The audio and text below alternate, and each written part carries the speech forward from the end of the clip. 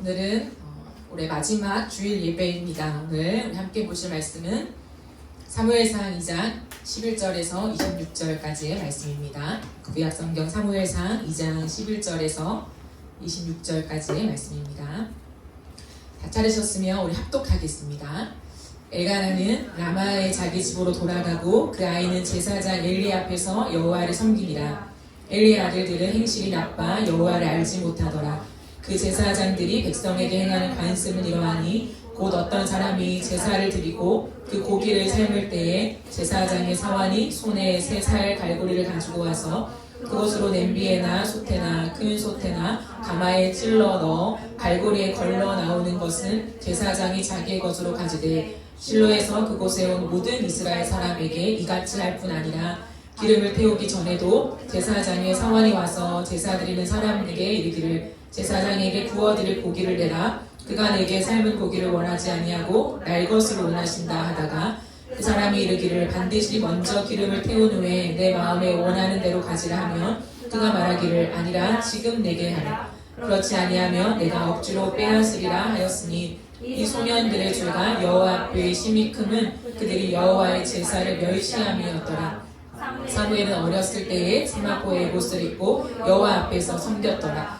그의 어머니가 매년 드리는 제사를 드리러 그의 남편과 함께 올라갈 때마다 작은 겉옷을 지어다가 그에게 주었더니 엘리가 엘가나와 그의 아내에게 축복하여 이르되 여호와께서 이 여인으로 말미암아 내게 다른 후사를 주사 이가 여호와께 간구하여 얻어 바친 아들을 대신하게 하시기를 원하노라 했더니 그들이 자기 집으로 돌아가매 여호와께서 한나를 돌보시사 그로 하여금 임신하게 세 아들과 두 딸을 낳게 하셨고 아이 사무엘은 여호와 앞에서 자라니라. 아멘. 오늘은 시대의 대표인가 대안인가 라는 제목으로 하나님의 말씀을 나누도록 하겠습니다. C.S. 루이스라는 사람이 있죠. C.S. 루이스의 캐스피언 왕자라고 하는 작품이 있습니다. 여기에는 4명의 남매가 등장하는데요. 그들은 동물이 말을 하고 위대한 사자 아슬란의 지배를 받는 마법의 땅 나니아로 가죠. 나니아 연대기로도 알려져 있습니다. 그곳에서 벌이는 그들의 모험은 마치 이 땅에서 믿음의 모험을 하는 우리와 흡사하고 유사합니다. 나니아 시리즈에서요, 아슬란은 그리스도에 해당하는 그러한 모습으로 나타나요. 이것을 통해 C.S. 루이스는 하나님과 믿음의 본질을 통찰력 있게 우리에게 전해주고 있습니다. 캐스피언 왕자에서 손꼽을 만한 심오한 장면 하나가 있어요. 넷 중 가장 어린 루시라고 하는 친구가 있는데요. 오랫동안 아슬란을 찾아다닙니다. 그러다가 마침내 그를 만나서 나누는 대화의 장면이 나와요. 이 어린 루시가 아슬란을 보면서 이렇게 말합니다. 아슬란, 아슬란, 사랑하는 아슬란. 찾아온 거에 대한 간절함을 표현하죠. 루시가 흐느끼며 말해요. 이제야 드디어 뵙네요 라고 얘기를 합니다. 그러면서 루시는 그 크고 강대한 그 지혜로운 얼굴을 딱 쳐다봐요. 그때 아슬란이 어서 오너라 아이야 라고 얘기를 합니다. 근데 루시가 다시 이렇게 말해요. 아슬란 더 커지셨네요 이렇게 말해요. 그런데 아슬란이 뭐라고 대답하냐면 그건 네가 나이를 더 먹었기 때문이란다 아이야 라고 얘기를 해요. 루시는 놀라서 아슬란이 더 커지신 게 아니고요 라고 하니까 한 번 더 아슬란은 나는 그대로였단다. 나는 그대로란다. 그러나 네가 한 살 더 먹을 때마다 내가 더 크게 보일 것이다 라고 이야기합니다. 저는 이 대목이 참 좋더라고요. 네가 한 살 더 먹을 때마다 내가 더 크게 보일 뿐 나는 그대로 있어 이렇게 말하는 거죠. 오늘은 2024년 마지막 주일 예배입니다. 한 해가 저물어 갑니다. 어떻게 작년보다 올 한 해 주님이 더 크게 보이십니까? 하나님은 그대로예요. 하나님은 그대로인데 우리가 자람에 따라서 한 살 한 살 먹으면서 주님이 더 커 보이는 게 정상이라고 하는 것 같아요. 우리가 자라면 자랄수록 예수님과 동행하는 기간이 길어지면 길어질수록 주님이 더 크게 보여야 해요. 똑같이 보이는 게 아니라요. 똑같은 나의 하나님이야 이게 아니라 매 연마다 그 하나님이 더 크게 보여야 해요. 하나님 때문에 깜짝깜짝 놀랄 일들이 더 많아져야 해요. 그냥 그게 그거지 뭐. 하나님 항상 이렇게 일하셨고 예배는 항상 이렇고 이런 모습이 아니라요. 매년마다 하나님께 놀라운 일들이 일어나야 해요. 하나님께 감탄하고요. 우리의 예배가 조금씩 더 무르익으면서 하나님 앞에 납작 엎드려서 드리는 경배가 무엇인가에 대한 의미를 알아가야 한다는 거죠. 10대 때, 20대 때, 작년에 드린 예배와 올해 예배가 달라야 해요. 그게 믿음이고 우리가 하나님을 아는 것이라고 성경은 가르쳐주고 있습니다. 그런데 세월이 흘러도 우리의 믿음이 자라지 않을 수 있잖아요. 자라지 않으면 하나님이 더 커지진 않아요. 오히려 더 작아 보입니다. 왜요? 경험한 게 너무 많으니까. 난 이미 알고 있는 게 많아요. 교회 생활 너무 많이 해봤어요. 척하면 척이죠. 그러니까요, 하나님이 더 커 보이기는커녕 좀 시시해 보이는 거죠. 믿음의 생활과 내가 살아가는 많은 것들에 놀람이 없어요. 하나님 때문에 깜짝 놀라는 일들이 현저히 줄어들고요. 때로는 예배가 지루하게 느껴져요. 아닌 건 알지만 그냥 예배가 지난주랑 비슷해요. 지난주 예배가 별로 생각이 안 나요. 그냥 오늘 또 예배를 드릴 뿐이에요. 내가 맡은 일을 열심히 하고요. 하나님 앞에 납작 엎드리는 경배를 계속 모른 채 예배 가운데 내 생각, 내 판단, 기분, 감정이 고스란히 살아 움직여요. 예배 가운데 그대로. 예수님이 작아지시면 이런 일들이 나타난다는 거죠. 그리고 예수님이 작아지시면 그분을 내 편으로 끌어들이는 게 점점 쉬워져요. 내 계획과 내 취향에 따라 복 주시는 분으로 선언하는 것이 익숙해지는 거죠. 성경에서 이 모습이 가장 두드러지게 나타냈던 시대가 사사시대였어요. 사사기를 보면 총 21장으로 구성되어 있는데요. 16장까지는 사사들의 이야기입니다. 그런데 17장부터는 사사시대를 대표하는 이야기가 부록처럼 삽입되어 있어요. 그런데 그 부록을 처음 시작하면서 가장 먼저 나오는 이야기가 무엇이냐면 17장부터 18장까지 이어진 이야기인데요. 이들은 사사시대의 대표 인물이에요. 사사시대를 대표해주는 인물이자 대표적인 사건을 여기에 담고 있어요. 이게 뭐냐면 미가의 집안이 등장합니다. 미가의 집안 이야기가 등장해요. 근데 이것을 이 부록을 여는 17장 1절에 보면 이렇게 시작해요. 에브라임 산지에 미가라 이름하는 사람이 있더니 라고 얘기해요. 이 구조를 잘 생각해 두세요. 에브라임 산지에 미가라는 이름 이 사람이 있더니 라고 표현하죠. 에브라임 산지에 미가와 그의 어머니가 살고 있었어요. 그 이야기를 지금 사사기 17장, 18장에서 다루고 있어요. 그런데 이들은요, 하나님을 섬기는 사람들이었어요. 하지만 자신들에게 유리한 쪽으로 하나님을 끌어당기며 살았어요. 잘못된 행동을 하고서도 이렇게 하면 하나님 복 주실 거야 라고 믿고 싶었고 그렇게 살아갔어요. 그리고 레위 지파가 아닌 자신의 아들을 제사장으로 삼아버려요. 분명히 율법에는 레위 지파가 제사장이잖아요. 제사장 지파가 정해져 있는데 자신의 아들을 제사장으로 임명해버려요.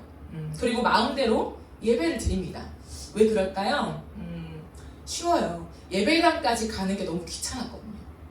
이 당시에는 예배당까지 가면 정해진 예배당, 그 실로까지 가야 돼요. 그러면 꽤나 멀어요. 걸어가야 돼요. 많은 것들도 가지고 가야 돼요. 귀찮아요. 그러면서 집에서 편하게 예배를 드리고 싶은 거예요. 그래서 이들이 한 일이 뭐냐면 집에 예배당을 만든 거예요. 내 아들을 제사장으로 지목하고 그 안에서 예배를 드리면서도 하나님이 우리에게 복을 주실 거야 라고 믿고 있었어요. 철석같이. 17장 5절에 보면 그 사람 미가에게 신당이 있으므로 그가 에봇과 드라빔을 만들고 한 아들을 세워 그의 제사장으로 삼았더라 라고 되어 있습니다. 그래서 사사시대를 대표하는 하나님의 한 줄 평이 있어요. 그 한 줄 평이 이들의 이야기 안에 지금 하나님이 두십니다. 이어지는 6절에 보면 그때에는 이스라엘에 왕이 없었으므로 사람마다 자기 소견에 옳은 대로 행하였더라. 이 사사시대를 말해주는 한 줄 평이 누구에게요? 이 미가 가정에게 주님이 말씀하시는 내용이 되었다라는 거죠. 즉 사사시대의 대표 인물이 된 거죠. 대표 주자가 되어버렸습니다. 이들은 여기에서 멈추지 않아요. 이것도 너무나 큰 일인데 여기서 멈추지 않습니다. 어느 날 베들레헴에서 레위인이 한 명 딱 와요.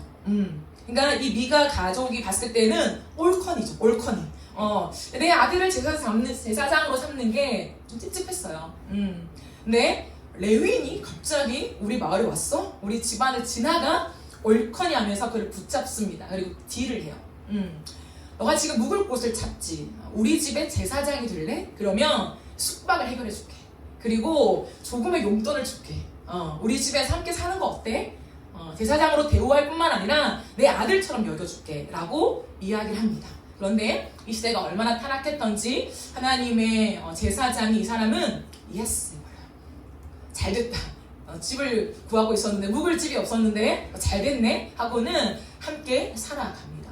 하나님 보시기에는 정말로 악한 모습이었다라고 성경은 얘기하고 있어요. 13절에 보면 미가는 이렇게 얘기해요. 이에 미가가 이르되 레위인이 내 제사장이 되었으니 이제 여호와께서 내게 복 주실 줄을 내가 안다. 하나님 보시기에 어긋나는 행동을 버젓이 하고 있으면서도 하나님이 복을 주실 거야. 하나님 우리를 사랑하시니까, 우리는 하나님 백성이니까 라고 하는 그 착각 속에 살아가요. 이것이 사사시대의 대표적인 모습이었어요. 그러면 이거는 미가 집안의 이야기만은 아니었다는 거죠. 이것은 하나의 대표격, 하나의 이야기를 한 것이고 이것은 대부분의 사람들의 인식이고 대부분의 사람들의 모습이었음을 성경은 우리에게 말해주고 있어요. 그런데 여러분 이것은 이 시대의 우리의 모습일 수도 있습니다. 많은 신학자들과 목회자들은 21세기 우리가 살아가는 이 시대를 현대판 사사시대라고 이야기해요. 내가 편한 방식으로 신앙생활을 하면서 나의 예수님을 만들어내는 거죠. 내가 편한 대로 하면서 이건 시대적인 트렌드고 시대적으로 가능한 거야. 다 그렇게 하잖아 라고 하면서 내가 편한 방식을 고수하면서도 하나님이 내게 복을 주신다고 생각해요. 나는 괜찮아. 하나님 함께하고 계셔. 임마누엘 하나님을 외치고 있죠. 그러면서 무엇이 잘못된지 알지 못하고 이렇게 해도 하나님 우리의 예배를 받으실 거야 라고 철석같이 믿고 있다는 거죠. 그러나 오늘 우리는 이 말씀과 함께 우리는 이 시대 속에서 사사시대의 대표자가 되면 안 돼요. 하나님이 혹여나 정말 이 시대를 바라보면서 현대판 사사시대다라고 말씀하실지언정 그 가운데 우리는 이 현대판 사사시대의 대표주자가 되면 안 돼요. 표본이 되어서는 안 된다는 것이죠. 마치 내 위에 왕이 없는 것처럼, 내 위에 아무도 없는 것처럼 내가 하고 싶은 대로 행하고 내가 믿고 싶은 대로 믿어서는 안 됩니다. 아무리 시대가 그렇게 흘러간다 해도, 아무리 양옆을 둘러보고 앞뒤를 살펴봐도 다 비슷비슷하게 그렇게 살아가더라 라고 한다 해도 우리는 이 시대에 거룩한 불을 밝히는 믿음의 대안이 되어야 해요.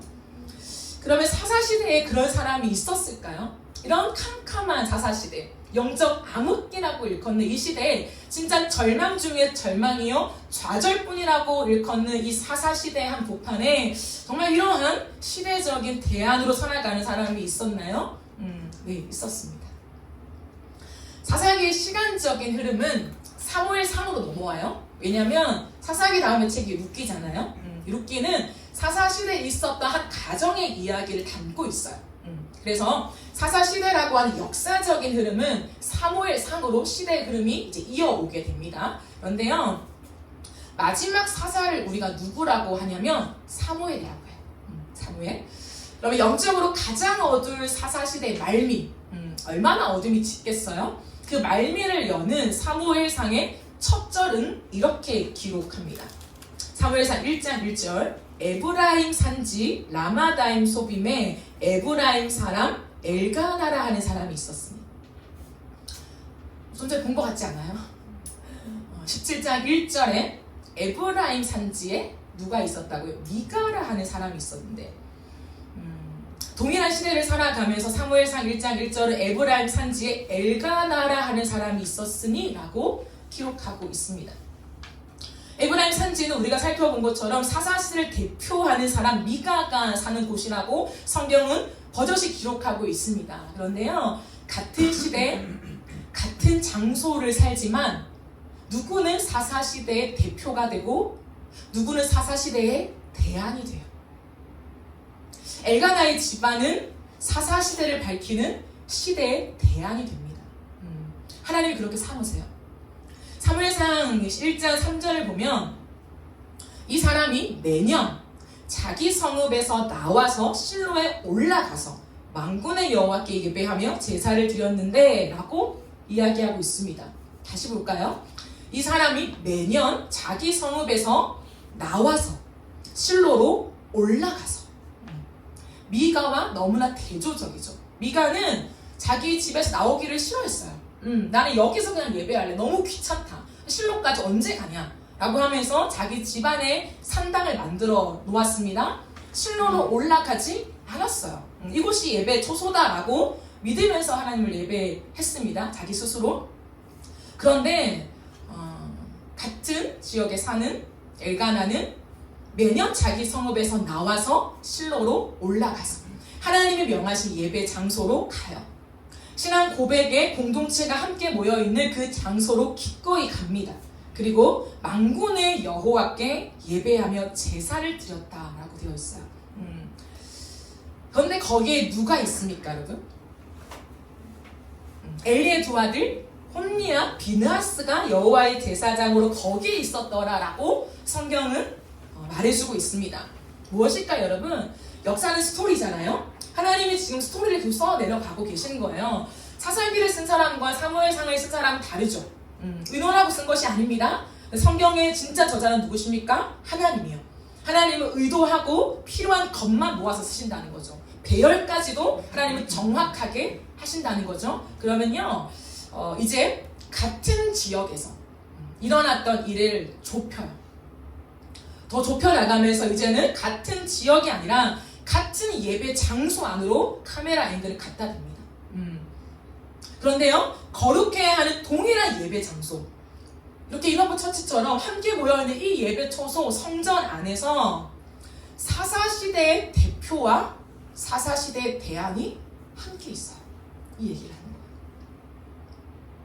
사무엘상 2장 11절 12절을 보시면 엘가나는 라마의 자기 집으로 돌아가고 그 아이는 제사장 엘리 앞에서 여호와를 섬기니라.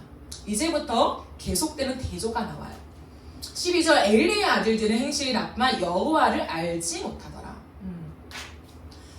엘가나의 아들 사무엘과 엘리의 아들 홈니와 비느하스를 대조하기 시작합니다. 성전에는 누가 있습니까? 엘가나의 아들 사무엘, 그리고 엘리 제사장의 아들 홈니와 비느하스. 근데 홈니와 비느하스는 장성했어요, 이미. 사무엘은 어린 아이예요. 홈니와 비느하스는 현직 제사장이에요. 모든 사람의 존경과 모든 존중을 받는 현직 제사장.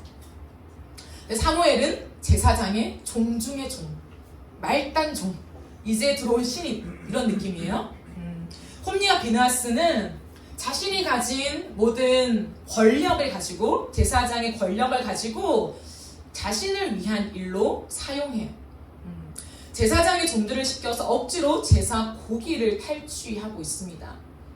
하나님을 가까이 섬겨야 하는 제사장이지만 하나님이 어떤 분인지 알지 못했다라고 성경은 기록하고 있어요.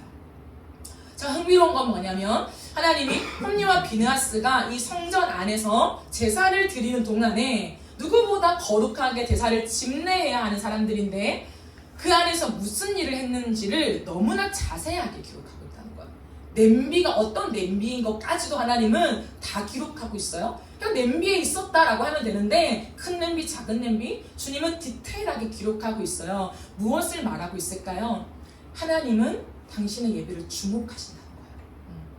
하나님이 세우실 성전을 주목하신다는 거예요. 아주 디테일하게, 아주 자세하게, 아주 섬세하게 모든 것을 다 보고 계시다는 거예요. 근데 하나님 눈에 홈니와 비느하스가 이러이러한 일을 했다라고 하나님 정확하게 기억하고 계세요. 그런데 그렇게 한 이유가 무엇이냐? 왜 이들은 제사장임에도 불구하고 많은 사람들이 하나님을 예배하러 올 때 가지고 온 고기를 왜 중간에 가로채고 예배 다 끝나고 드세요 라고 했는데도 아니다, 지금 당장 내놔라, 나 지금 먹고 싶은데, 그리고 이것을 다 태우고 난 다음에 드릴게요 라고 하는 율법을 얘기하는데도 홈니와 비느하스는 아니, 하나님은 날 것을 좋아하셔, 완전히 율법과 다른 얘기를 하는 거예요. 근데 왜 이런 일이 그들에게 있었냐라고 할 때 하나님은 한 줄로 모든 것을 정리시키십니다.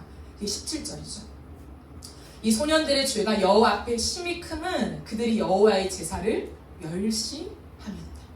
무시했다는 거죠. 예배가 무엇인지를 모르고 예배를 무시했다라고 하는 것을 말합니다. 예배를 무시하면 이렇게 된다는 거죠. 내 기준과 내 생각과 내 판단과 내 감정과 내가 지금 빨리 먹고 싶은 나의 것들이 먼저 앞서서 하나님이 보이지 않고 예배의 질서가 보이지 않고 하나님 뭐라고 하셨는지에 대한 그 말씀이 전혀 들어오지 않는, 필요 없는, 지금 내가 제일 중요해, 내가 먹고 싶은 게 제일 중요하고 난 권력 있고 내가 하고 싶은 대로 할 거야, 이게 가득했다는 거예요. 어디에요? 하나님의 예배 가운데. 하나님 이것을 아주 집중하여 보십니다. 그런데요, 그것과 함께 동일한 성전 안에, 동일한 실로의 성전 안에서 하나님은 또 한 명의 사람을 주목하십니다. 18절 바로 이어서 나오죠. 사무엘은 어렸을 때에 세마포 에봇을 입고 여호와 앞에서 섬겼더라. 하나님이 다 보고 계세요. 그런데 여러분, 사무엘은 어릴 때에 세마포 에봇을 입고 제사장이 입는 의복입니다. 제사장임을 드러내는 의복이에요. 여호와 앞에서 섬겼더라라고 하는 이 말씀은 너무나 놀라운 말씀이에요. 17절과 18절을 나란하게 이렇게 기록하신 게 너무나 놀라워요. 왜 놀랍냐면요, 그럼 생각해 보세요. 홈리와 비낫은 지금 하나님 앞에서 악을 저지르고 있잖아요. 자신의 권력을 남용하면서까지 하나님 앞에서 악을 저질러요. 그런데 이 세상의 모습들을 가만히 들여다보면 악은 전념성이 굉장히 강해요. 나쁜 행동은 가르치지 않아도 닮아요. 교회 안에서 누군가 그 행동을 앞서서 하면요, 그 사람이 권력을 가졌고 그 사람이 좀 힘이 있고 그 사람이 영향력이 있는 리더라면요, 말하지 않아도요 따라해요. 그게 그냥 질서가 되어버려요. 이것이 악한 이 세상의 구조이고 모습이에요. 따로 교육하지 않아도 자연스럽게 학습이 된다는 거예요. 내가 하기 싫어도 때로는 위계의 질서가 있으면 그 위계의 질서 속에서 윗사람이 시키면 할 수밖에 없어요.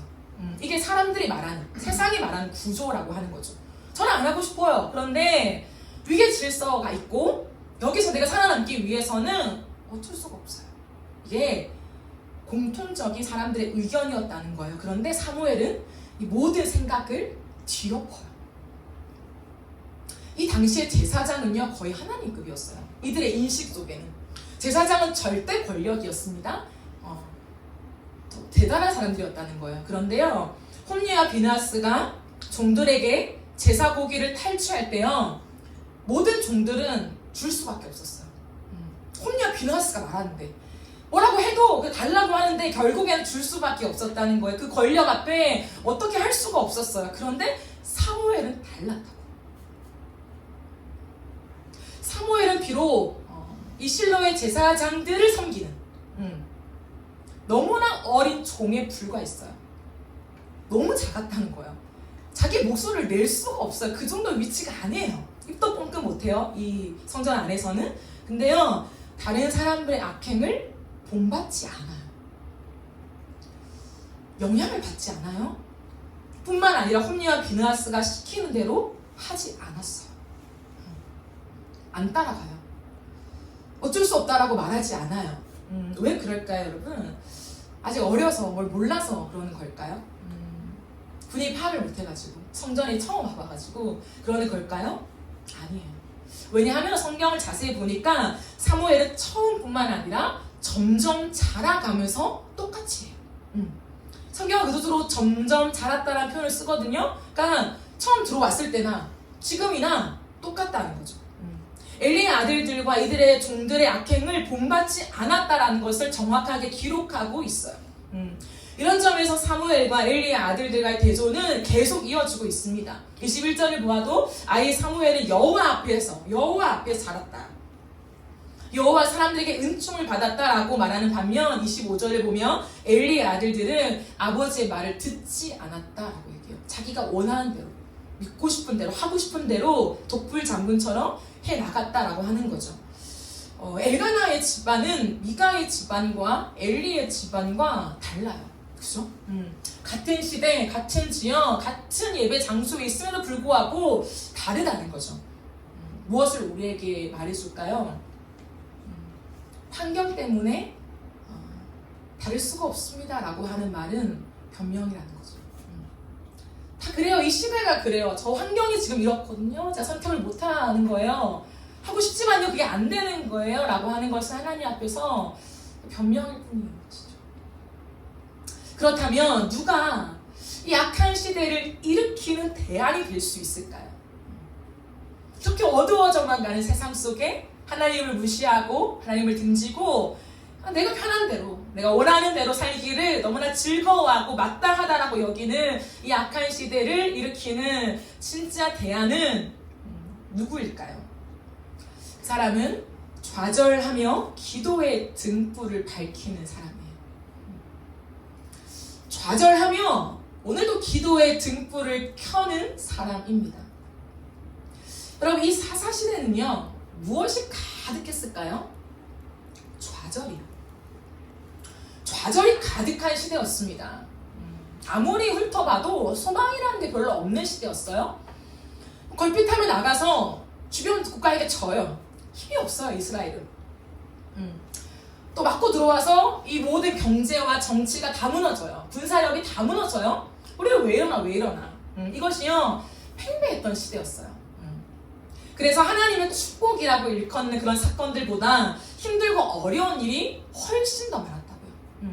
우리는 하나님의 선민이죠. 선택받은 백성들이야. 그런데 우리의 삶과 환경과 이 나라, 이 민족이 돌아가는 모습들을 보니까 하나님의 축복보다는 대체 하나님 어디 계신 거야? 무슨 일을 하고 계신 거야? 라고 가늠해서 찾아야 할 정도로 미비했다는 거예요. 그런데 사람들은 어떻게 반응했냐면 그 속에서 괜찮은 척했어요. 큰 문제가 아니라고 생각했어요. 하나님을 믿는 공동체 안에서도 괜찮아. 이 정도의 위기는 이겨낼 수 있을 거고 시간이 지나면 넘어가겠지. 그게 믿음이라고 생각했어요. 그리고 주어진 우리의 상황 속에 우리가 많은 방법과 수단을 동원해서 우리의 삶을 잘 세워가면 돼. 라고 하는 것이 믿음이라고 생각했어요. 그들 나름에는. 그러니까 타협이 들어오는 거예요. 타협이라고 하지만 스스로는 타협이 아니다. 내가 믿음으로 지금 살아내려고 하는 내 발버둥인데 왜 타협이라고 하냐? 라고 얘기하는 거예요. 그러니 이 모습을 지속하게 되죠. 내가 이것이 믿음이 아니라고 생각하면요 사람은 다시 돌아가요. 근데요 이것도 내 믿음이야 라고 생각하는 주장이 너무 강하기 때문에 타협인지 알지 못해요. 나는 내 나름 이 시대 속에 하나님을 믿고 내 믿음으로 살아가고 있는 거야 라고 해요. 그런데 놀라운 것은 그러면 그럴수록 시대의 대표주자가 돼요. 세상과 점점 다를 바 없는 모습이 돼요. 세상과 잘 어울리는 사람이 돼요. 구분이 안 된다는 거죠. 구별이 없어요. 그런데 보세요. 엘가나의 집안은 어떻게 살았을까? 엘가나의 집안의 특징은 뭐냐면 좌절을 좌절로 받아들였어요. 좌절 속에 아니야 좌절을 우리가 딛고 일어날 수 있어. 이게 믿음이야. 살아낼 수 있어. 를 믿음으로만 받아들이는 것이 아니라요. 좌절을 받아들이며 하나님밖에 없다는 인정에 모든 삶을 실어가요. 하나님밖에 없다는 고백을 해요. 그 속에서 하나님밖에 없다는 깨달음을 가져요. 그래서 하나님이 하라는 대로만 해요. 실로에 가서 예배 드리는 게 맞아요? 그냥 그렇게 해요. 다른 사람들은 다 아니다 그렇게까지 할 필요가 없다. 이 시대는 변했고 우리가 제사장을 모시고 와서 해도 예배가 된다. 우리 집안에서 예배가 되는 거야 라고 말해도 이들은요 아니요 그 좌절을 붙잡고 하나님이 시키시는 그 자리에 서 있어요.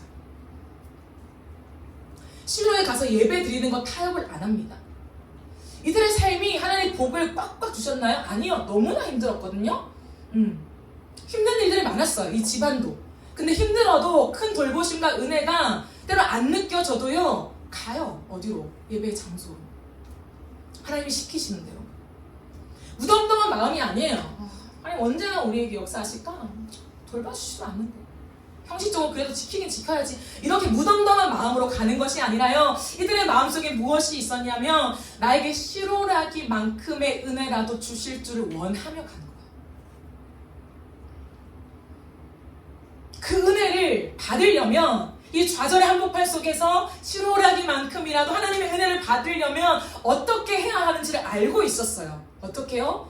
하나님이 시키시는 자리에 서야 한다는 거 알았다는 거예요. 한나는 불임이에요. 당시 불임은 하나님 버리셨다라는 인식이 가득했어요. 하나님 너를 버리신 거야. 하나님 너를 잊으신 거야. 돌보지 않으신 거야. 이게 뭐냐면 이꼴 불임이었거든요. 그런데 한나는요, 그 불임, 그 좌절을 껴안아요. 내 삶에 하나님의 손길이 안 보여요. 매년 예배를 드린다니까요. 계속 예배를 드렸어요. 그런데 나에게 하나님의 은혜가 없는 것 같아요. 내 나름은 최선을 다해서 믿음으로 살아내는데 하나님은 바로 설령 발버둥을 치는데 하나님의 손길이 보이지 않아요. 그리고 사람들은 말해요. 하나님 널 잊으신 거 아니야? 하나님 널 버리신 거 아니야? 너에게 무슨 문제가 있는 거 아니야? 왜 아이를 안 주실까? 근데 분인 나에게 아이를 줘버려요. 하나님이. 이 상황 속에 하나님이 없다라고 말하고 모르겠다 그 좌절 속에 그냥 내가 넘어지거나 아니면 다른 방법을 찾거나 그럼에도 불구하고 내가 임신을 해버리라. 열받아서 안 되겠다. 내가 못 참겠다. 본인 나한테 내가 갚아주면 마음으로 어떻게든 방법을 동원해서 내가 임신을 해버리라. 그렇게 하지 않아요. 한나는 어떻게 해요? 그 좌절을 껴안고 하나님 앞에 나아가요. 기도해요. 근데 그 기도를 뭐라고 하냐면 내가 하나님 앞에서 내 심정을 토하고 있는 거다. 사람들이 봤을 때 엘리 대사장이 봤을 때 이 한나의 기도는요 술 취한 여인 같았어요. 어떤 모습이었다는 걸까요? 거의 미친 사람이었다는 거죠.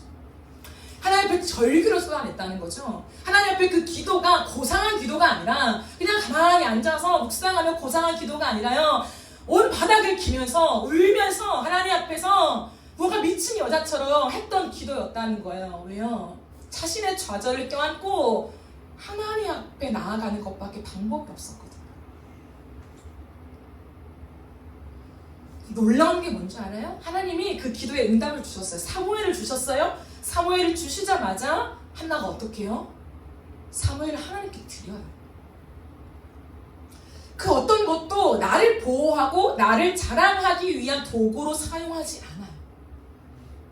한나는 무엇을 원했냐면 아들 본인 나에게는 아들인데 왜 나이가 없으니까 아들을 주시옵소서 라고 기도하는 것이 아니라 하나님을 원했다는 거예요. 하나님 어디 계십니까? 정말 나를 잊으셨습니까? 난 하나님을 원해요.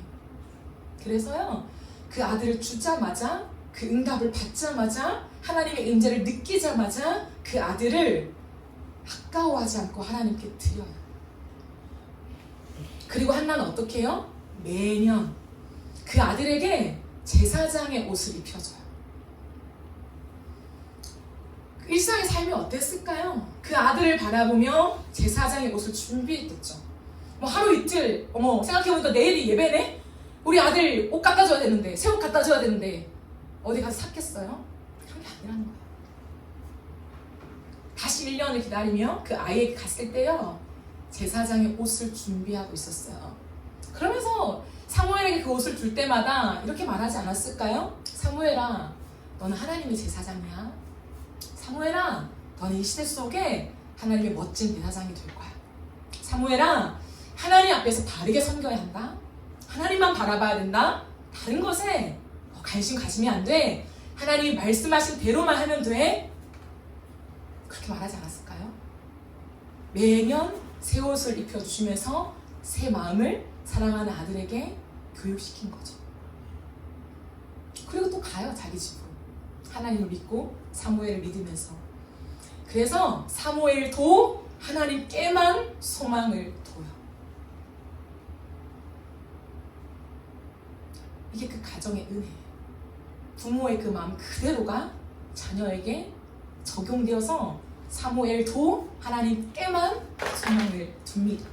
타락하고 변질되고 자기 마음대로 하고 있는 이 성전 안에서 예배를 보며 사무엘은 무슨 생각을 했을까요? 놀랐을까요? 어려서 그게 잘못된지도 모르고 그러나 보다 고기를 먼저 가져가나 보다 홈리와 비나스가 먹나 보다 라고 했겠습니까? 아니요. 유대인들은 다 알아요. 3살부터 알아요. 왜요? 레위기를 다 외우거든요. 레위기가 무엇입니까? 제사법. 하나님이 어떻게 예배해야 될지를 3살부터요 다 외워요. 다 암기해요. 통째로 레위기를. 사무엘은 알고 있었다는 거예요. 그러면 그 알고 있는 자기가 달다 외우고 있는 그것과 다른 내 성전 안에서 내 예배 안에서의 그 모습, 내가 섬겨야 하는 그 제사장이 이토록 타락해서 변질되어 있는 이 성전 안의 모습들을 보면서 어떻게 했을까요? 너무나 아파했겠죠. 당연히. 너무나 슬퍼했겠죠. 그런데요, 흔들리지 않아요. 그 어린 사무엘이요, 조금도 흔들리지 않아요. 그리고 정죄하지도 않아요. 무슨 제사장이 돼가지고 율법을 못 지키고 뭐 하는 짓이야? 정죄하지 않아요. 그저 자기의 자리를 지켜요. 온 힘과 자신의 온 시간과 온 삶을 다해 그 성전 안에서 자신의 마음을 지켜요. 그럼 사무엘은 부모가 없어요. 혼자 이 실로에 살아야 돼요. 이 실로에 있는 모든 시간이 자기의 삶이에요. 근데 보이는 건 그것밖에 없어요. 성경 홈리와 비누아스가 불량자라고 얘기를 해요. 나쁜 행동을 했다, 이건 불량자거든요. 거칠게 하나님의 성전을 마구 휘저으러 다녔어요. 그 모든 것을 보고 듣고 항상 일어난 보고 듣고 배우고 보고 듣고 배울 수밖에 없는 그 분위기 속에서도 사무엘은요, 온 마음을 다해서 온 시간을 다해서 자신의 온 삶을 다해서 마음을 지켰어요. 하나님만 섬겨야지. 하나님 앞에 있어야지. 하나님이 시키시는 대로만 해야지. 사람에게 들리는 모든 소리에 귀를 닫고 하나님께만 귀를 열어요. 이게 사무엘의 태도였어요. 한결같은 태도. 어떻게요? 그 마음을 어떻게 지켜나갔을까요? 어디에 마음을 두면서 지켜나갔을까요?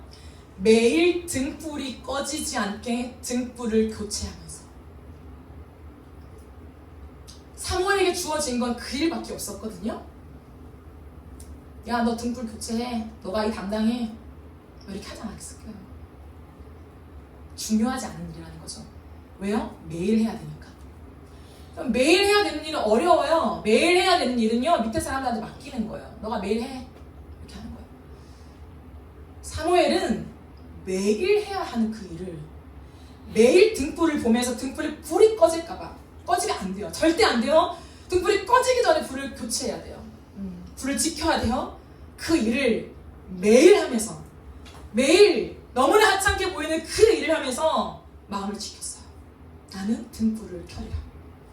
나는 다 쓰러져가는 이 사사시대, 이 한복판에서, 이 성전 안에서 모두가 다 하나님을 무시하고 제 마음대로 예배하고 자기 기분대로 자기가 원하는 것들을 취하기 위해서 예배하는 이 한가운데에서 나는 이 등불을 지키리라. 그 등불을 교체하면서, 지키면서 자신의 마음을 지켜갔어요. 어떻게 해요? 하나님 앞에 서 있는 믿음으로. 살아계신 하나님, 내 어미의 하나님, 우리 어미의 그 스토리 안에 계신 하나님, 그 눈물의 응답을 주신 하나님, 하나님이 다 잊으셨다고 했지만 아니야, 난 널 잊지 않았어 라고 하시는 그 하나님. 이 시대 속에 하나님 어디 계십니까? 좌절뿐입니까? 어떻게 해야 됩니까? 내 힘으로 해보려고 하는 이 한복판에서 하나님이 나타나셔서 아니야, 내가 이 땅을 돌보고 있다고. 좌절을 주신 데는 이유가 있는 거예요. 그것을 깊이 묵상하면서 그 믿음으로 하루하루 성실하게, 너무나 성실하게, 절대 이 등불을 켜는 것을 뒷전으로 두지 않고 자신의 인생의 1순위로 두면서 그 자리를 절대 물리지 않으면서 걸어갔던 그 믿음이요. 그랬을 때 하나님은 사무엘을 이 시대의 대안으로 삼으십니다. 이 어두운 시대에 은혜를 베푸시는 유일한 통로로 사용하셨어요. 어린 사무엘과만 말씀하셨습니다. 왜요? 사무엘은 모든 사람의 말을 듣는 귀를 닫고 하나님께만 귀를 열었습니까? 하나님 정확하세요. 그래서요, 사무엘한테만 말씀하세요. 저와 여러분이 사는 지금 이 시대도 마찬가지입니다. 하나님이 역사하시지 않는 것 같고 부흥이 일어나지 않는 것 같아도 하나님은 오늘도 이 시대와 나의 모습을 직면하며 좌절하며 하나님께 엎드리는 기도의 사람을 찾고 계세요. 이 시대와 비슷한 모습으로 이 시대를 대표하는 삶 그대로 살아가는 삶이 아니라요, 이 어두운 시대의 거룩한 등불을 밝히기 위하여서 매일마다 성실하게 주님 앞에 나아가서 마음을 토로하며 믿음을 지키려고 하는 그 기도를 하는 사람, 그 기도 앞에 머물러 있는 그 사람을 오늘도 찾으세요. 여러분, 그러면 하나님이 이 땅을 돌보시고 여전히 이 땅을 사랑하시는데 왜 좌절을 좌절로 놔두실까요? 왜 좌절을 빠르게 교체하지 아니하시고 좌절을 허용하실까요? 왜 좌절을 내 방법과 내가 할 수 있는 많은 일들로 극복하기를 원하지 않고 그 좌절을 고스란히 껴안기를 원하셨을까요? 왜요? 왜 좌절을 빠르게 극복하는 것을 믿음이 아니라고 하셨을까요? 이상하지 않아요? 좌절을 털고 일어나는 게 그리스도인 아닙니까? 그게 믿음의 사람 아니에요? 근데 왜 좌절을 놔두시냐는 거예요. 이유가 있죠. 좌절은요, 하나님 없이는 안 된다는 사실을 처절하게 뼈저리게 고백할 수 있는 통로예요. 좌절을 하고 또 하는데도 또 좌절을 경험할 때요, 사람은 그제서 어떻게 하냐면 하나님을 찾아요. 한두 번 있으면 잘 안 찾죠. 왜? 내가 할 수 있으니까. 내가 인맥 동원할 수 있으니까. 내가 돈 쭉 갖다 낼 수 있으니까. 내 스펙 있으니까. 내 커리어 있으니까. 근데요, 그 좌절의 끝을 가면요, 사람은요, 하나님을 찾을 수밖에 없어요. 하나님이 사사시대에 이 사람들을 버린 게 아니에요. 사사시대이기 때문에 나를 향하여 죄를 저지를 수밖에 없는 너희들의 모습을 보면서 하나님이 버리신 게 아니라고요. 하나님 그럴 수 없는 분이에요. 왜냐하면 자비와 긍휼이 무궁하신 분이기 때문에요. 그럼 사사시대는 버림받은 시대가 아니라요. 사실은 하나님이요, 끝까지 몰고 가시는 게 있다는 거예요. 그게 뭘까요? 하나님이 없이는 안 된다는 사실을 인정하는 곳으로 무슨 수를 써서라도 우리를 데려가시는 거예요. 그게 사사시대예요. 인생의 슬픔과 비통함과 안 되는 것을 끝없이 경험하게 하십니다. 해도 안 되는 거예요. 트라이 해도 안 돼요. 길이 막혀요. 그걸 느끼면서 어떻게 해요? 하나님 앞에 엎드리라는 거예요. 구하라 그리하면 주실 것이요, 찾으라 그리하면 찾아낼 것이요, 문을 두드리라 그리하면 너에게 열릴 것이니, 이방인들이 구하는 것처럼 무엇을 먹을까 마실까 입을까를 염려하면서 세상으로 뛰쳐나가지 말고 내 앞으로 나와서 하나님 나라를 구하라. 그리하면 내가 너에게 있어야 될 모든 것을 다 알고 있으니 내가 너희를 보살피는 거야. 이것을 알기를 기대하신다고요. 근데 우리는 너무나 완악하여서 싫어요. 그게 내가 하고 싶어요. 내가 내 시간을 통제해서 지금 이 좌절을 빨리 극복하고 싶어요. 하나님 언제까지 이 좌절을 경험해요? 하나님 믿음의 사람은 점프 하는 거잖아요. 그럼 내가 이렇게 해볼게 저렇게 해볼게, 하나님 오세요 라고 한다는 거예요. 근데 하나님은요 알아요. 그렇게 해서 일어나면요 또다시 하나님을 무시할 걸 알아요. 또 내가 왕이 되어서 잠깐뿐인 그 은혜 받은 척, 그 은혜 받은 그 모습 과거로 미룬 채 또다시 내가 왕이 되어서 왕노릇할 것을 아신다는 거예요. 그래서요 하나님이 없이는 안 된다는 사실을 인정하는 곳까지 끌고 가시는 거예요. 사사시대는 그렇기 때문에 거기서 하나님의 가장 큰 긍휼이 있는 거예요. 하나님은 우리를 다시 돌아오게 만드시려고 인간이라는 존재의 덧없음과 한계와 좌절과 연약함을 사용하시는 분이라는 거예요. 누가 인생의 좌절 앞에 내가 내 삶을 세워갈 수 있어가 아니라 하나님 앞에 엎드리겠냐고. 누가 엘가나처럼 다 쓰러져가는 이 시대 한복판에서 아니야 나는 예배 장소 하나님 말씀하신 그 자리에 가서 예배해야 해 라고 가족들을 다 이끌고 가겠냐고요. 누가 버림받았다고 말하는 그 시대 속에 하나님 앞에 나아가 울며 미친 여자처럼 매달리며 하나님 날 돌봐주세요 라고 기도하겠냐고요.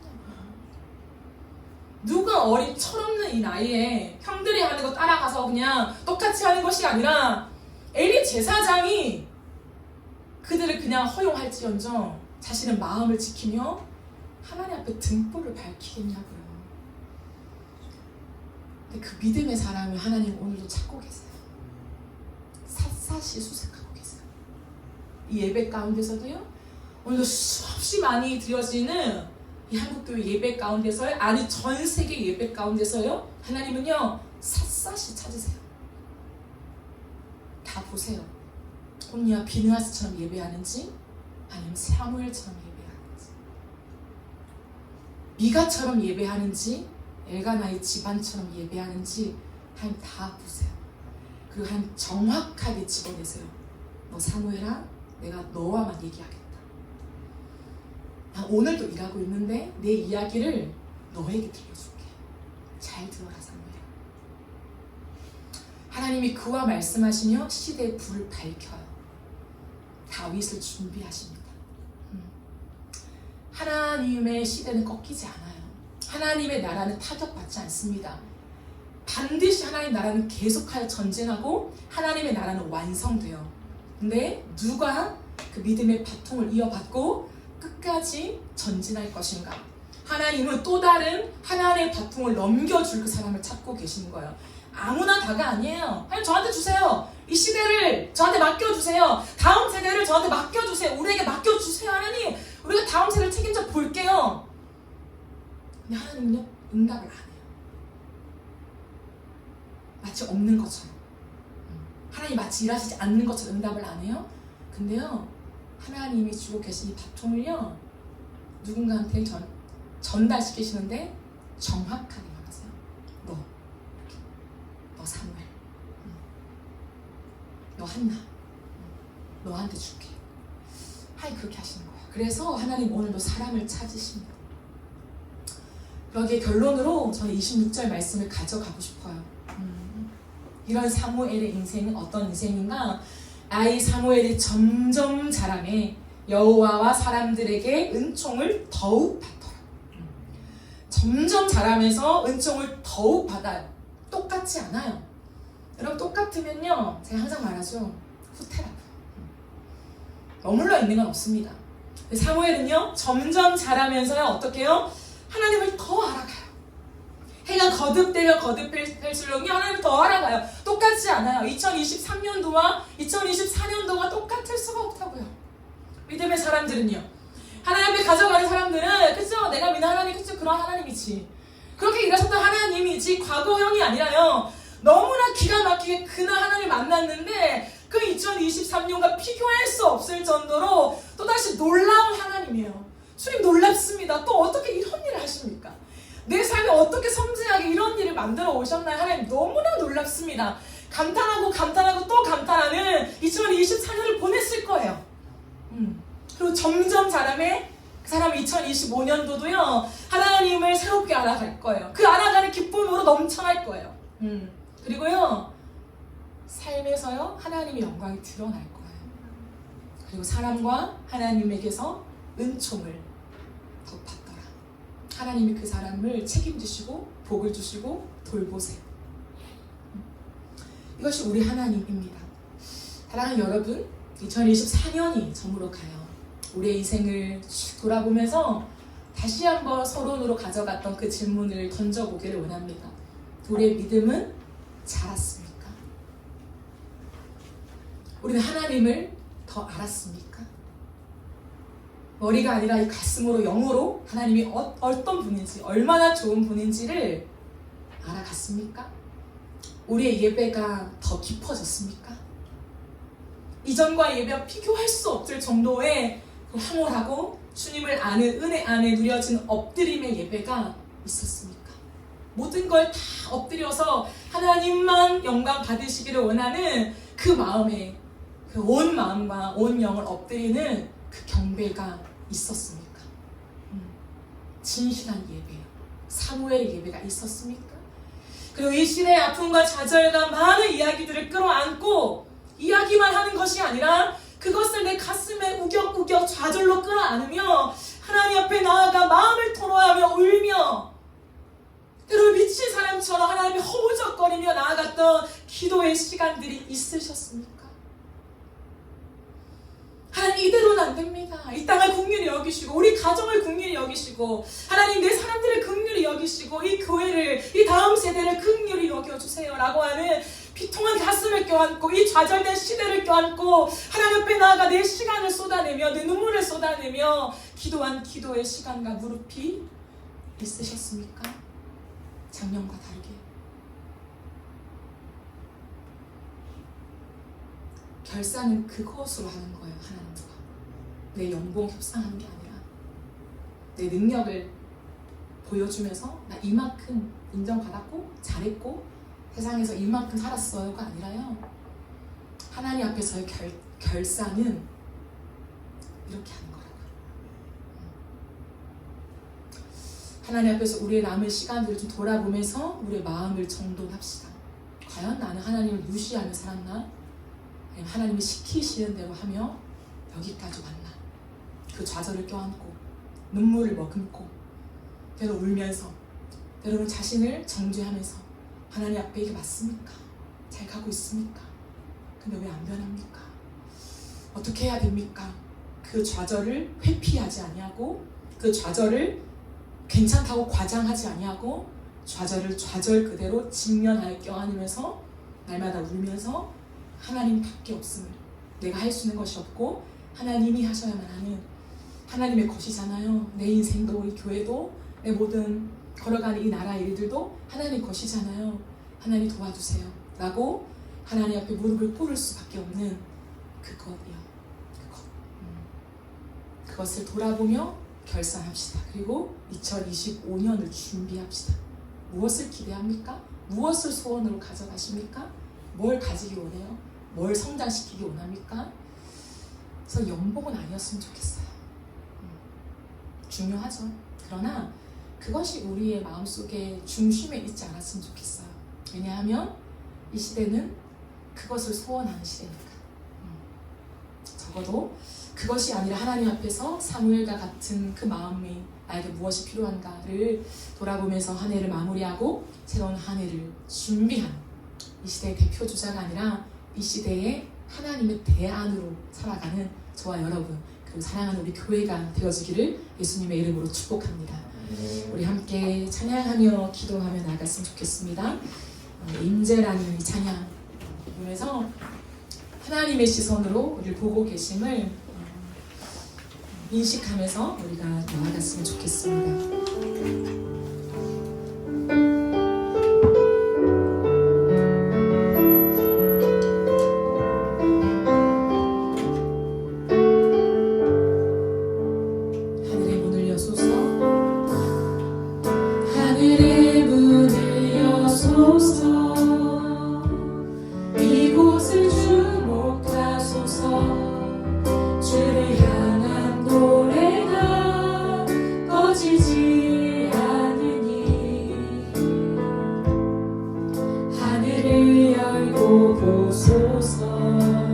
이곳에 임재하소서.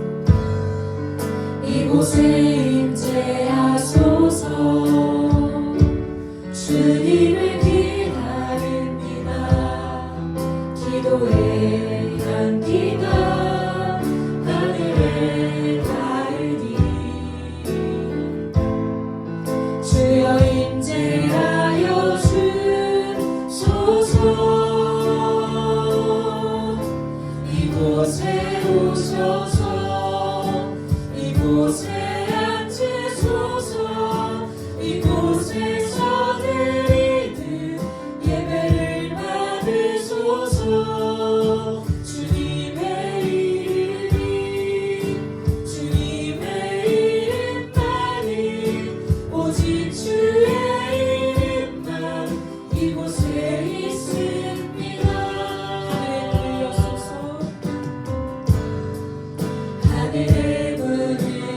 이곳을 주목하소서.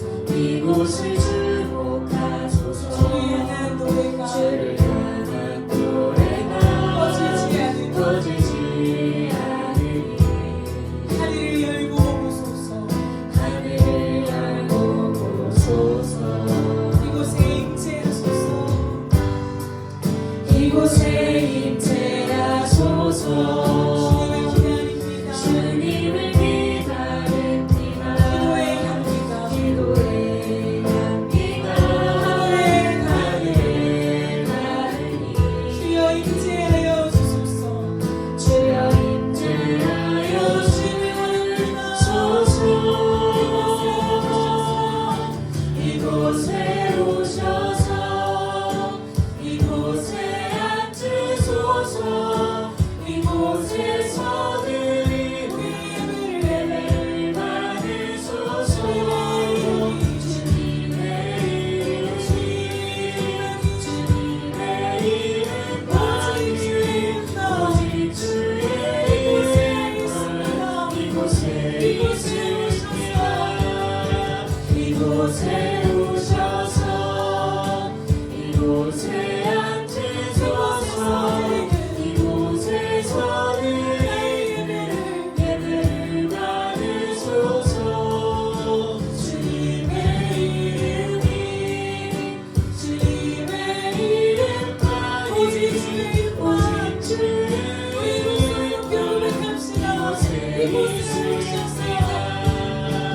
이곳에 오셔서 이곳에 앉으소서.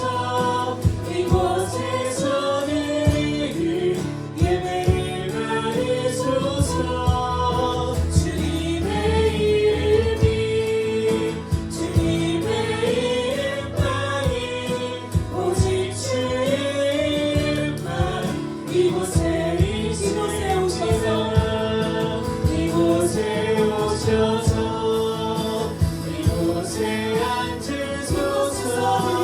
이곳에서 드리는 예배를 받으소서. 주님의 이름이 주님의 이름만이 오직 주의 이름만 이곳에 있습니다. 이곳에 오셔서 이곳에 앉으소서. 이곳에서 드리는 예배를 받으소서. 주님의 이름이 주님의 이름만이 오직 주의 이름만 이곳에 있습니다. 주님의 이름이 주님의 이름만이 오직 주의 이름만 이곳에 있습니다.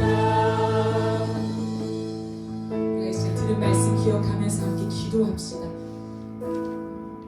좌절은 모든 사람에게 있어요. 돈을 많이 가진 자, 삶이 평안한 사람, 큰 문제가 없는 사람, 할 것 없이 모든 사람에겐 좌절이 있을 수밖에 없어요. 1년의 시간을 지나오면서 좌절을 경험한 적이 없다? 좌절을 회피한 것이지 좌절을 겪지 않은 것은 아니에요. 하나님은 우리에게 말씀하실 때에 이 세상의 모든 것들을 내가 다 좋게 하겠다, 너의 삶을 다 평탄하게 만들겠다, 그것이 하나님 복이라고 말씀하시지 않아요. 오히려 믿음의 사람일수록, 오히려 더 신실한 사람일수록, 오히려 더 죄를 짓지 않으려고 하나님 앞에 거룩을 추구하며 살아가는 사람일수록 그 속에 좌절이 있어요. 부딪힘이 있어요. 근데 하나님의 사람들은요, 그 좌절을 끌어안고 하나님 앞으로 나아가요. 기도의 등불을 밝혀요. 좌절을 경험하면 경험할수록 더 좌절을 직면하고 더 좌절을 자세하게 보면서 더 섬세하게 이 좌절을 마주하면서 내가 할 수 있는 것이 아무것도 없구나, 내가 방법과 많은 수단을 동원해서 이 위기를 극복할 수 있는 것이 아니구나 라고 하는 것을 날마다 알아차려요. 그래서 기도의 등불을 끌 수가 없는 거예요. 그런 사람들을 통하여서 이 시대의 대안으로 삼으면서 하나님 나라를 이어가십니다. 여러분, 이 시대 속에 우리가 시대와 비슷하게 닮아있는 시대의 대표 주자입니까? 아니면 하나님의 주목하시는 이 시대의 대안이 되십니까? 우리 1년의 삶을 돌아보면서, 또한 이번 일주일간의 삶을 돌아보면서, 아니 지금 내 모습을 돌아보면서 나는 이 시대의 대표입니까? 이 시대의 대안입니까? 하나님, 내가 사무엘처럼 주님 앞에 서기를 원합니다. 하나님 앞에 좌절을 회피하며 좌절을 과장하며 괜찮다 살아갔던 우리의 모습들을 회개합니다. 회개하고 돌이켜 주님께로 가기를 원합니다. 마치 미친 여자처럼 하나님 앞에 내 마음을 통하였던 하나님, 그 앞나의 기도가 나의 기도가 되게 하여 주시고, 하나님 모든 것에 귀를 닫고 눈을 닫고 하나님만 바라봤던 사무엘의 하나님 그 성실함의 등불을 켰던 하나님 그 모습이 오늘 나의 모습 되게 하여 주시옵소서. 주여, 이 시간 기도하며 나갑니다. 주여.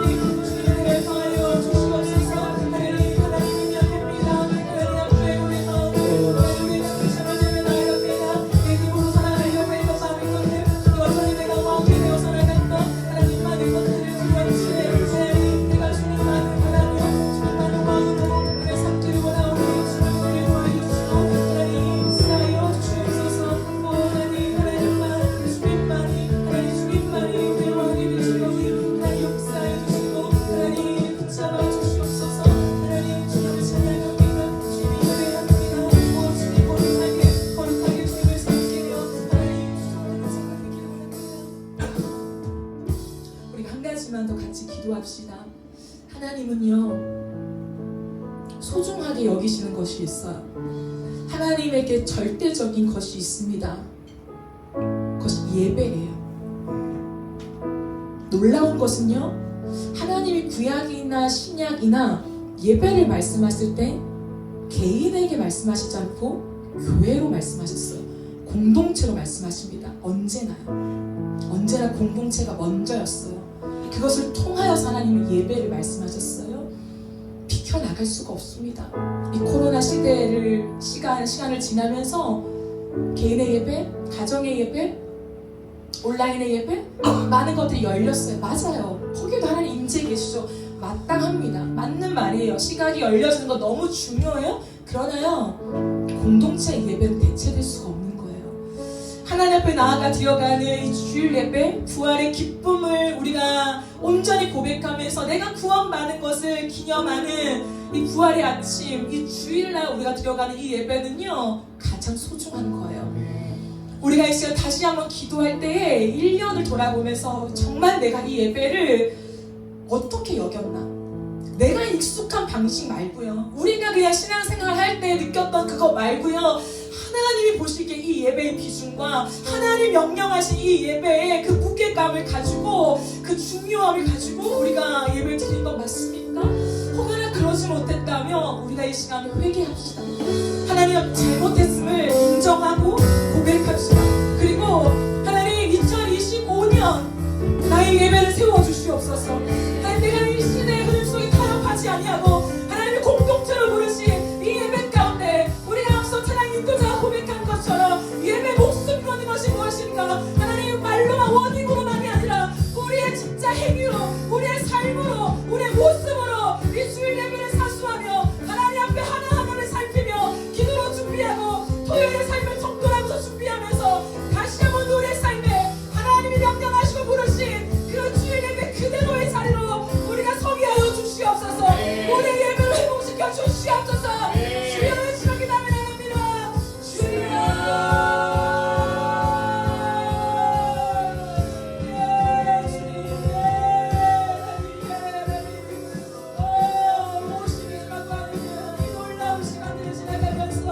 우리의 예배가 어땠습니까? 매 주마다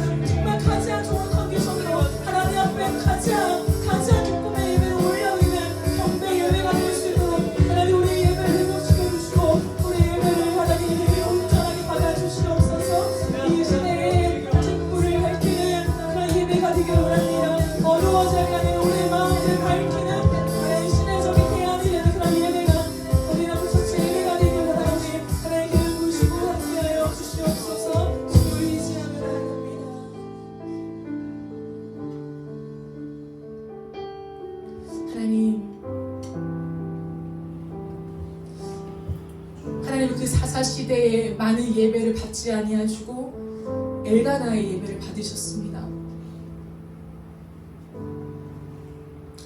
그 사사시대에 많은 사람들의 삶을 돌봐주시지 않고 한나의 인생을 돌보아 주셨습니다.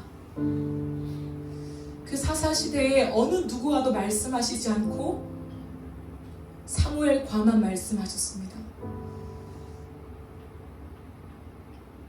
말씀하고 싶으신 것이 아니라 말씀할 수 있는 사람이 없어서 그 사람들을 찾고 찾으시며 마침내 발견되었을 때에 하나님의 마음과 하나님의 일들을 보이시는 것을 깨닫습니다. 이 시대에 우리가 하나님의 음성과 하나님의 응답과 하나님의 일하심과 하나님의 많은 것들을 우리가 보여달라고 얘기하지만 저는 준비가 되어지지 않은 채 하나님이 들려줄 수 없는 그 모습을 여전히 가진 채 우리가 하나님 앞에 말씀을 들려달라고, 우리에게 역사해달라고, 하나님의 손길을 보여달라고 우리가 그렇게 생각하고 살진 않은가 다시 한번 돌아봅니다. 하나님, 우리의 그릇이 준비되어지게 하여 주옵소서.